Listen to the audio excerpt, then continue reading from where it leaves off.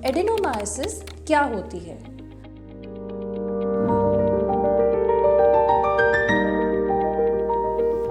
नमस्कार, मैं doctor Anshika Lekhi, gynaecologist and IVF specialist. आज हम जानेंगे कि एडेनोमायोसिस क्या होती है। सो बेसिकली एडेनोमायोसिस एंडोमेट्रियोसिस का वो टाइप है जिसके अंदर जो एक्टोपिक या एबनॉर्मल एंडोमेट्रियम है वो बच्चेदानी की लेयर में प्रेजेंट होती है। अब ये एंडोमेट्रियोसिस क्या होती है? सो बेसिकली जैसे कि आप ये देख पा रहे हैं, ये हमारी बच्चेदानी होती है और बच्चेदानी के ये भाग के अंदर हमारी एंडोमेट्रियम या झिल्ली या लाइनिंग प्रेजेंट होती है।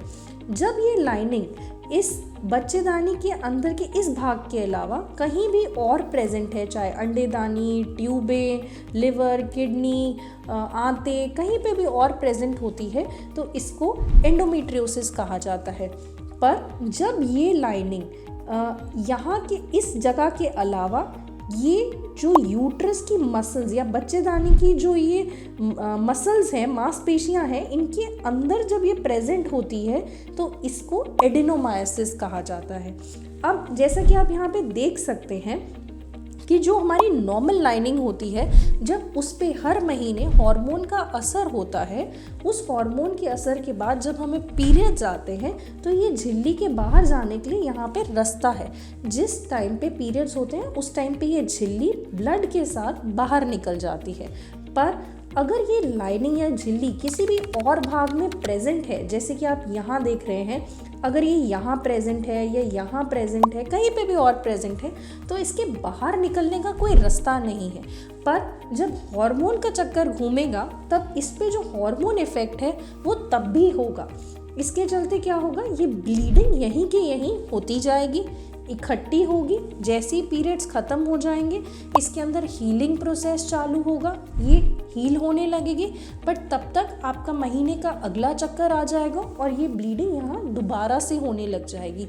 इसके चलते ये यहाँ पे एक कलेक्शन भरती जाएगी या एडेनोमायोसिस इंक्रीज़ होती जाएगी, जिसके चलते आपकी बच्चेदानी का साइज़ बढ़ने लगेगा, आपको पीरियड्स में पेन होना शुरू हो जाएगा, आपको हैवी ब्लीडिंग हो सकती है, प्रेगनेंसी करने में दिक्कत आ सकती है, साइकिल के बीच में ब्लीडिंग हो सकती है। ये सभी चीज़ें आपको होने लगेंगी और बच्चेदानी साइज़ में बढ़ती ही जाएगी। अब इसको ट्रीट करने के लिए यदि आप इसको मेडिकली ट्रीट करना चाहते हैं तो उसका एक ही तरीका है कि हम हार्मोन के चक्कर को काट दें। यदि हम हार्मोन के चक्कर को काट देंगे, ब्लीडिंग दोबारा नहीं होगी, इस एंडोमेट्रियोसिस या एडेनोमायोसिस को हील करने का टाइम मिलेगा, ये हील हो जाएगी तो प्रॉब्लम सॉल्व हो जाएगी। तो बेसिकली कोई भी मेडिकल ट्रीटमेंट या हार्मोनल ट्रीटमेंट जिसके द्वारा आपका हार्मोन काटा जा सके, उससे इसको ट्रीट किया जा सकता है। इसके अलावा अगर सिचुएशन बहुत ख़राब है या आप सीवियर ग्रेड ऑफ एडेनोमायोसिस या एंडोमेट्रियोसिस के पेशेंट हैं तो फिर इसका एक ही ऑप्शन है जो कि है सर्जरी।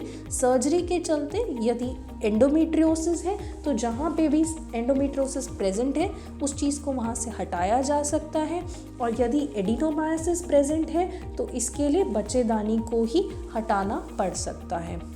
सो ये थी एडेनोमायोसिस। अगर आपको इससे रिलेटेड कोई भी क्वेश्चंस हो तो आप हमें नीचे मैसेज बॉक्स में ड्रॉप कर सकते हैं। Thank you.